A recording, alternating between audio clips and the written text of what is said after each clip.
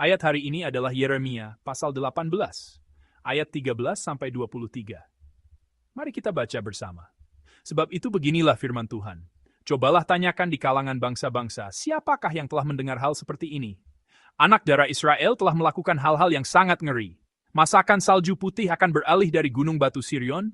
Masakan air gunung akan habis? Air yang sejuk dan mengalir? Tetapi umatku telah melupakan aku, mereka telah membakar korban kepada dewa kesia-siaan. Mereka telah tersandung jatuh di jalan-jalan mereka, yakni jalan-jalan dari dahulu kala, dan telah mengambil jalan simpangan, yakni jalan yang tidak diratakan.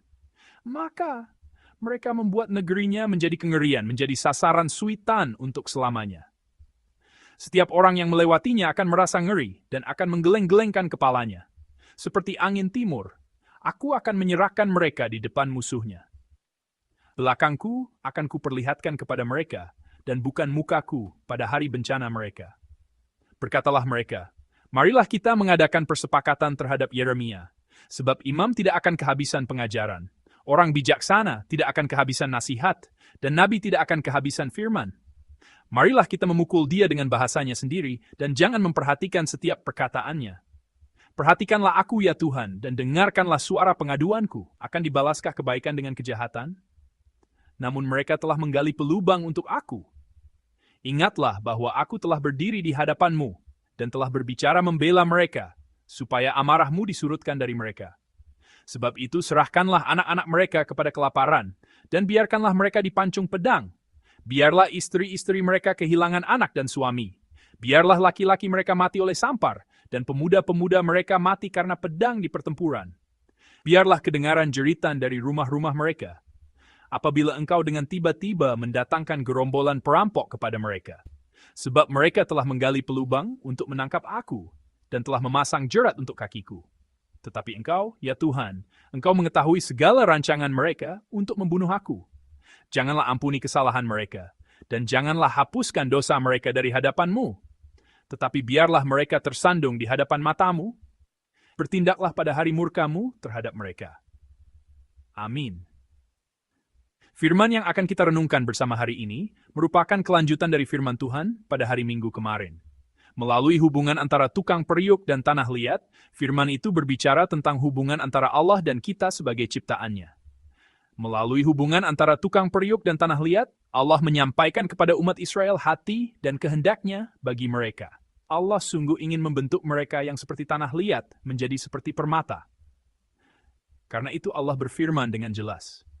Dalam ayat 11, Allah berkata kepada umat Israel, baiklah kamu masing-masing bertobat dari tingkah langkahmu yang jahat, dan perbaikilah tingkah langkahmu dan perbuatanmu. Dengan demikian, jadilah seperti permata. Namun sekali lagi, firman Allah tidak sampai ke hati umat Israel.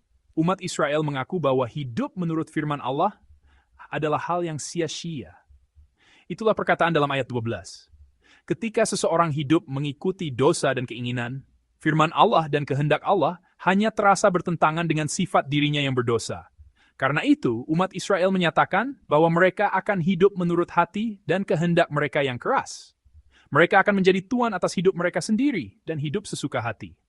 Hati Allah yang meratap ketika melihat umat Israel dengan hati yang telah mengeras, yang telah menjauh dari kasih kepada Allah dan iman yang utuh, dan yang bukannya memisahkan diri dari dunia berdosa, malah telah menjadi satu dengannya. Itulah yang terkandung dalam firman hari ini. Mari kita membaca ayat 13 bersama-sama. Sebab itu beginilah firman Tuhan. Cobalah tanyakan di kalangan bangsa-bangsa, siapakah yang telah mendengar hal seperti ini? Anak darah Israel telah melakukan hal-hal yang sangat ngeri. Amin. Allah sedang berkata, coba tanyakan kepada bangsa-bangsa lain. Di manakah ada umat yang tidak mengenal anugerah seperti kamu? Allah menjelaskan keadaan Israel ini dengan memakai hukum alam sebagai perumpamaan. Mari kita membaca ayat 16 bersama-sama. Masakan salju putih akan beralih dari gunung batu Sirion? Masakan air gunung akan habis? Air yang sejuk dan mengalir? Amin. Di sini, gambaran salju pada gunung batu Sirion menunjuk pada kawasan pegunungan Libanon di sebelah utara Israel, yang membentang dari utara ke selatan. Gunung-gunungnya jauh lebih tinggi dari 2.000 meter, dan puncak tertingginya bahkan melebihi 3.000 meter. Karena itu, puncak pegunungan Libanon selalu diselimuti salju. Di sana terdapat salju abadi. Bagi umat Israel pada masa itu, salju Libanon merupakan lambang sesuatu yang tidak berubah. Jadi saat ini Allah sedang berkata, salju Libanon selalu tetap dan mengikuti hukum alam. Salju itu tidak menghilang dari atas gunung, dan air yang mengalir dari gunung itu tidak pernah kering. Alam begitu tetap mengikuti tatanan penciptaannya. Namun mengapa kamu begitu mudah meninggalkan aku yang menciptakanmu dan menganugerahkan keselamatan kepadamu? Kamu telah mengikat perjanjian kekal denganku. Mengapa kamu begitu kejam mengingkari perjanjian itu? Saat ini Allah sedang meratap demikian. Allah menyatakan bahwa umat Israel adalah umat yang telah meninggalkan anugerah penciptaan dan anugerah keselamatan darinya. Saudara-saudari, di sini kita memikirkan tatanan penciptaan Allah bagi manusia.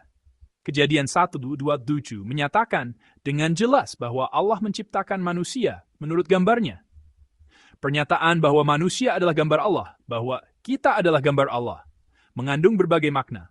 Namun salah satu makna utamanya ialah bahwa manusia harus menyembah Allah dan hidup dalam hubungan yang hidup dengannya. Sebab kita adalah ciptaan Allah.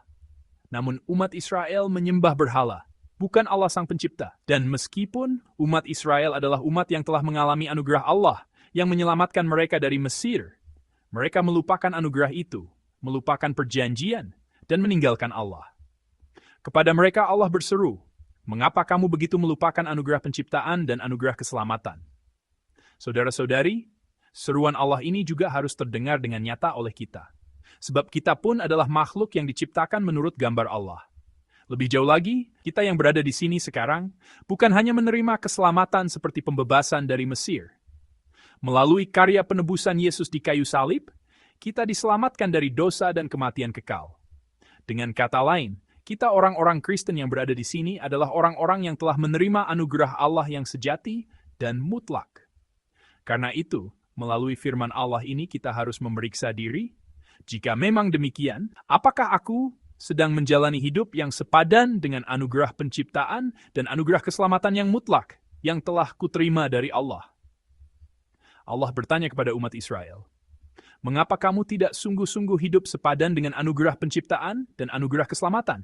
Maka kita pun harus memeriksa diri. Apakah aku sedang hidup sepadan dengan anugerah penciptaan dan anugerah keselamatan yang mutlak yang telah kuterima dari Allah? Sebagaimana salju Libanon tidak menghilang, orang yang telah menerima anugerah hidup sebagai orang yang telah menerima anugerah. Itulah tatanan dan hukum kehidupan. Jadi, apakah aku hidup menurut tatanan yang dituntun oleh anugerah? Secara lebih khusus, kita harus bertanya dengan jujur.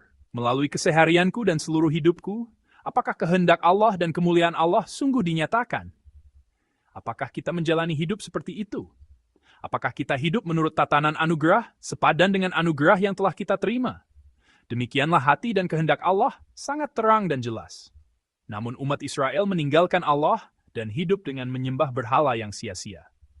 Mari kita membaca ayat 15 dan 11 bersama-sama. Tetapi umatku telah melupakan aku. Mereka telah membakar korban kepada dewa kesia-siaan. Mereka telah tersandung jatuh di jalan-jalan mereka, yakni jalan-jalan dari dahulu kala, dan telah mengambil jalan simpangan, yakni jalan yang tidak diratakan. Maka mereka membuat negerinya menjadi kengerian, menjadi sasaran suitan untuk selamanya. Setiap orang yang melewatinya akan merasa ngeri dan akan menggeleng-gelengkan kepalanya. Amin. Dalam firman ini Allah berkata bahwa umat Israel telah tersandung di jalan-jalan dari dahulu kala. Jalan-jalan dari dahulu kala dalam firman ini merupakan ungkapan yang menunjuk pada kehidupan menurut firman Allah. Jalan-jalan itu bukan berarti jalan yang sudah lama dan usang. Bagi umat Israel, jalan firman yang dijalani dengan mengikuti firman Allah bukanlah sesuatu yang asing. Ungkapan dari dahulu kala mengandung arti bahwa jalan itu bukan sesuatu yang asing. Kehidupan yang mendengarkan firman Allah dan menempuh jalan firman Allah bukanlah kehidupan yang tidak dikenal oleh umat Israel. Itu bukan sesuatu yang asing. Sejak zaman Abraham, para pendahulu dalam iman telah menempuh jalan itu. Jalan itu mereka kenal dengan baik. Sungguh mereka kenal dengan baik. Inilah arti yang terkandung dalam ungkapan jalan-jalan dari dahulu kala. Namun sekarang, umat Israel hanya mengenal jalan-jalan dari dahulu kala. Jalan yang sudah mereka kenal dengan baik, yaitu jalan firman Allah, di dalam pikiran mereka. Mereka tidak mau sungguh-sungguh menempuhnya. Sebab jalan firman Allah adalah jalan kehidupan. Tetapi jalan itu sempit.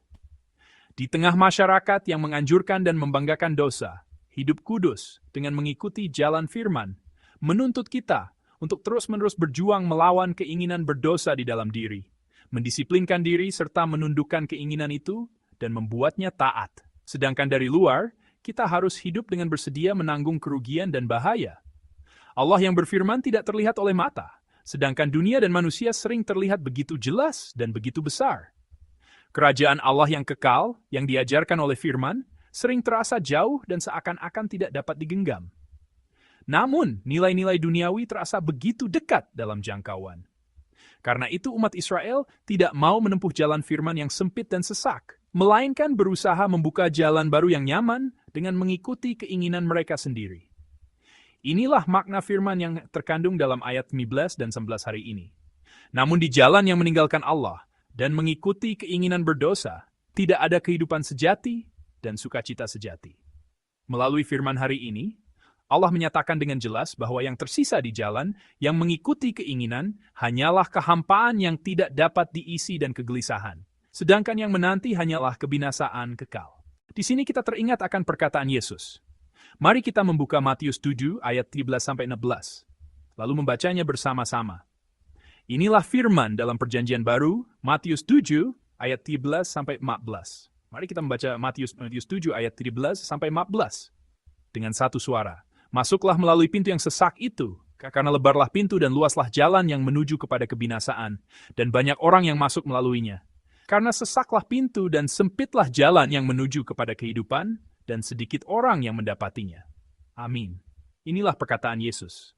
Saudara-saudari, ketika kita memeriksa diri dalam terang firman ini dan memperhatikan keseharian kita, sebenarnya menempuh jalan firman Allah, mengikuti Tuhan yang adalah firman yang telah menjadi manusia dan diam di antara kita, bukanlah sesuatu yang asing bagi kita.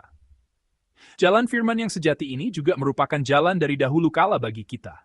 Jalan yang kita kenal dengan baik. Sebenarnya kita mengetahuinya. Dalam keseharian, dalam hubungan dengan orang lain, di tempat kerja, di gereja, dan di rumah, jauh lebih sering kita mengetahui kehendak Tuhan bagi kita daripada tidak mengetahuinya. Jika kita memeriksa diri dengan jujur, jauh lebih sering kita mengetahui kehendak Tuhan tentang apa yang harus kita lakukan daripada tidak mengetahuinya. Hanya saja, karena kita lebih sering mendahulukan pikiran, perasaan, dan keinginan kita daripada kehendak Tuhan, kita tidak menempuh jalan itu meskipun kita mengetahuinya. Kita bukannya tidak mengetahui kehendak Tuhan dan jalan firman. Karena itu, saudara-saudari, untuk menempuh jalan firman dengan setia, dan untuk sungguh-sungguh mengikuti Tuhan hari demi hari, yang paling kita perlukan sebenarnya bukanlah pengetahuan. Yang sungguh kita perlukan adalah iman dan anugerah. Kita tidak membutuhkan pengetahuan yang lebih besar, melainkan iman yang lebih besar dan anugerah yang lebih besar. Dengan kata lain, sekalipun ada kesulitan, penderitaan, dan perjuangan iman yang baik, kita membutuhkan iman yang berpegang teguh sampai akhir pada keyakinan ini. Jalan iman dan jalan firman yang sedang kutempuh ini sungguh merupakan jalan kehidupan. Jalan ini adalah jalan kehidupan, jalan menuju kehidupan kekal. Dan kita mutlak memerlukan anugerah Allah yang kita alami ketika menempuh jalan iman. Ketika kita mengalami penghiburan Allah, tuntunan Allah, damai sejahtera Allah, sukacita Allah, pemerintahan Allah, dan anugerah Allah yang hanya dapat dialami oleh orang yang menempuh jalan firman, ketika kita sungguh mengecap dan mengalami kerajaan Allah di dalam hidup, kita dapat menyelesaikan jalan iman ini, jalan firman yang sempit ini, dengan indah sampai akhir. Karena itu, saudara-saudari, kiranya Allah mencurahkan iman yang lebih besar dan anugerah yang lebih besar setiap hari kepada kita semua, yang sungguh rindu mengikuti Tuhan dan menempuh jalan firman dengan setia. Saya memberkati saudara-saudari dalam nama Tuhan, dan kiranya hari ini pun, dikuatkan oleh anugerah yang Allah berikan, kita hidup dengan iman dan sungguh menempuh jalan firman dengan setia di tempat hidup yang telah dipercayakan kepada kita.